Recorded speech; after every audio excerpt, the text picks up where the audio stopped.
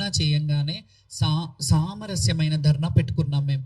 ఎందుకంటే రంగం జరుగుతున్న సమయంలో ఇబ్బంది పెట్టొద్దు అని మేము బయట నుంచి ప్రొటెస్ట్ చేశాం. ఆ ప్రొటెస్ట్కి పోలీసు వాళ్ళు, మంత్రి పొన్నం ప్రభాకర్ గారు, అలాగే శాసనసభ వర్యులు తలసాని శ్రీనివాస్ యాదవ్ గారు వద్దమ్మా ఇట్లా ఇంకొకటి ఇందులో చెప్తాను, అమ్ముడు పోయారు మీరు అనే మాట కూడా కొందరు చెప్పారు. అది అమ్ముడు పోయిన అంటే ఎలా అడిగారంటే, మేము బయట ధర్నా చేశాము, ధర్నా చేయంగానే వద్దు మీరు అలా చేయకండి, బాగుండదు, మీరు రండి మాట్లాడుతున్నారని ఒక రాష్ట్ర మంత్రివర్యులు, రాష్ట్రానికి సంబంధించిన మంత్రివర్యులు పిలిపిస్తే వాళ్ళని డిస్రెస్పెక్ట్ చేయాలా నేను అక్కడే ఉండి, లేకపోతే వాళ్ళతో వెళ్ళి మాట్లాడి సంజయ్షికి వాళ్ళు అంటే మా సమస్యలు అడిగి పరిష్కరించాలని అని పిలిచినప్పుడు మేము మాట్లాడకుండా లేదు మీరే రండి అంటాను. నాకు సంస్కారం ఉంది కదా, నేను చదువుకున్నాను కదా, ఆయనను అక్కడికి రమ్మనలేదు కాబట్టి నేనే వెళ్ళాను. ఎండోమెంట్ ఆఫీస్లో కూర్చున్నారు, పక్కన ఈఓ ఆఫీస్లో కూర్చున్నాము. లోపల ఒక ఆఫీసర్, ఒక ఐపీఎస్ ఆఫీసర్ ఉన్నారు, మంత్రి గారు ఉన్నారు, మా ఎమ్మెల్యే గారు ఉన్నారు. వాళ్ళందరూ మా కొంతమంది జోగినీలతో శివశక్తులతో ఏం కావాలి మీకు అని అడిగారు. ఏం కావాలంటే ప్రతిసారి ఇదే గొడవలు ఏంటి సార్, మాకు కూడా రైట్స్ ఉన్నాయి, మేము ఎన్నో ఏళ్ళ నుంచి బోనాలు తెస్తున్నామంటే మీ రైట్స్ 100% ఉన్నాయమ్మా, ఏం చేస్తే బాగుంటుంది అని అన్నారు. నేను అన్నాను, మా వాళ్ళల్లో కూడా ఇట్లా బోర్డు మెంబర్స్ ఎవరన్నా వేస్తే వాళ్ళైనా అట్లీస్ట్ మమ్మల్ని రిసీవ్ చేసుకుంటారు. ఒకరు మాలాంటి వాళ్ళు ఎవరన్నా ఇక్కడ టెంపుల్ దగ్గర ఎవరన్నా మా శివశక్తులకు సంబంధించిన వాళ్ళని వేసి ఉంటే ఆ కమిటీలో కానీ, లేకపోతే అక్కడ చుట్టుపక్కల వాళ్ళు మమ్మల్ని చూసుకోవడానికి ఒక ఇన్ఛార్జ్గా ఒక శివశక్తిని నేను ఒక్కదాన్ని ప్రతి ప్లేస్లో చేయలేను. నన్ను చేయమని నేను అడగలేదు. ఎవరినన్నా వేస్తే వాళ్ళు ఇంకా మిగతా వాళ్ళని ప్రోత్సహిస్తారు కదా, ఒకరి త్రూగా ఒకరికి మా సంఘం, మా సంస్థ కానీ కొంత మెరుగుపడతారు. అంటే మా కల్చర్ని ఇంకా ముందుకు తీసుకెళ్ళడానికి ప్రయోజనం అవుతుంది అని అంటే ఆయన చాలా బాగా చెప్పారు, బాగా స్పందించారు. ఎస్ అమ్మా మీరు ఎట్లా అంటే అట్లా, ఖచ్చితంగా మీ రైట్ అది. పొన్నం ప్రభాకర్ గారికి చాలా కృతజ్ఞతలు చెప్తున్నాను నేను. మీ రైట్ అమ్మా అది. మీరు చాలా రిక్వెస్ట్ చేశారు, మీరు ఇలా చెయ్యొద్దు, మీరు ఆశీర్వదించాలి, మేము ఓట్లు అడిగి ఎట్లాగైతే ఇట్లా సభలలో వస్తామో మీ ఆశీర్వాదాలు కూడా మాకు కావాలి, మా రాష్ట్రం నడిపించడానికి కూడా మీ దీవెనలు ఉండాలని ఎంత బాగా చెప్పారు. అయిపోయింది. అంతకు ముందు రోజు కూడా నేను ఇది చేస్తుంటే మీరు అందరు చాలా మంది అన్నారు ప్రతిపక్షం వాళ్ళు ఇది చేస్తున్నారేమో అని.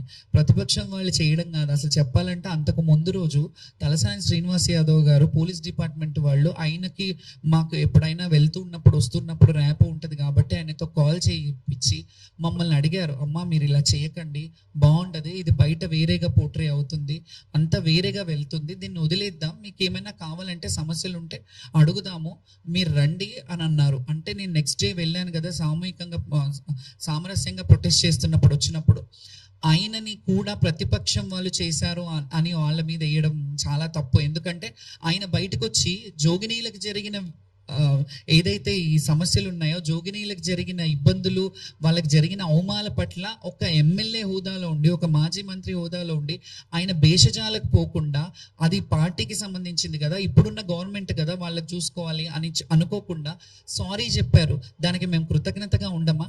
దానికి కూడా మళ్ళీ ప్రతిపక్షం వాళ్ళు మాట్లాడారు అని అన్నారు. సరే ప్రతిపక్షం వాళ్ళు ఉన్నారు, ఇప్పుడు గవర్నమెంట్లో ఉన్న వాళ్ళు ఇద్దరు ఉన్నారు. లోపలికి వెళ్ళి ఆయన మాట్లాడంగానే బయటకు వచ్చి చెప్పారు, మేము చూసుకుంటాము, వాళ్ళకి కొన్ని బోర్డు మెంబర్స్ అడిగారు, బోర్డు మెంబర్స్ ఇస్తే ఇలాంటి ఇష్యూస్ జరగవు కదా, వాళ్ళకు కూడా ఇలాంటి దేవాలయాల్లో కొందరిని అసోసియేట్ చేయాలి అని వాళ్ళు కూడా ప్రెస్లో చెప్పారు. మీ అందరి ముందే వాళ్ళు వెళ్ళిపోయారు. హ్యాపీగా ఉంది కదా అని మేము డాన్స్ ఆడాము. అక్కడ ఆడితే కొంతమంది జోగినీలు ఏమంటారు, మీరు డ్రామా చేశారా, మీరు ముందు ప్రొటెస్ట్ చేశారు తర్వాత పోయి డాన్స్ ఆడారు అని అంటారు.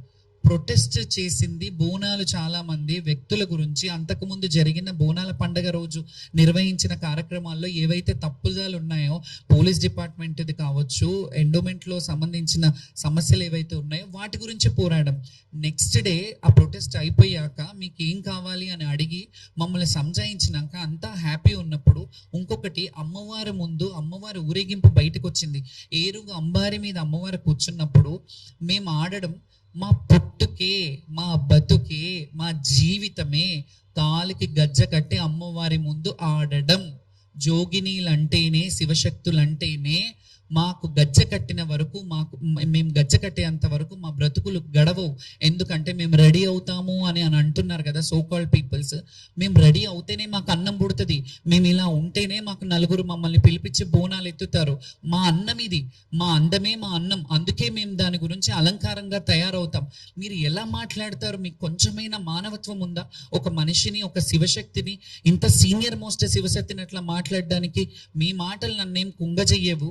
అయితే ముందుగా ఏడ్చుకుంటూ కూర్చోవాలి, నెక్స్ట్ డే ఆడొద్దు అని అంటే మీరెవరు చెప్పడానికి? ఏడ్చుకుంటూ చాలా ప్రభుత్వాలు ఏడిపించాయి మమ్మల్ని, మమ్మల్ని ఏడిపించిన ప్రభుత్వాలు ఏడ్చుకుంటూ ఉన్నాయి.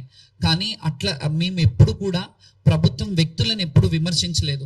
గత ప్రభుత్వంలో కొన్ని తప్పిదాలు జరిగినప్పుడు గత ప్రభుత్వంని మేము క్వశ్చన్ చేశాం. ఎందుకంటే మా వృత్తికి న్యాయం చేయండి, మేము వృత్తిలో దీంట్లోనే బ్రతుకుతున్నాము, మాకు ఇంకా వేరే ఉపాధి లేదు, మేము బోనాల కల్చర్లోనే డిపెండ్ అయి ఉన్నాము, మేము ఇక్కడికి వచ్చిన మమ్మల్ని చూసి ఇంకా ఎవరన్నా బోనాలకు పిలిపించుకొని వాళ్ళ ఇళ్లలో పిలిపించుకొని వాళ్ళు బోనం చేయించుకొని మాకు కట్నం ఇచ్చి మా జీవన వృత్తికి అయిన వాళ్ళందరికీ మేము కృతజ్ఞతలు చెప్పాం. మాకు అన్నం పెట్టే అన్నదాతలు ఎవరైతే ఉన్నారో వాళ్ళందరూ మమ్మల్ని పిలిచి బోనాలు పెట్టితేనే మాకు అన్నాలు, మేము చేసుకునే వేరే ఇది ఏమీ ఉండదు.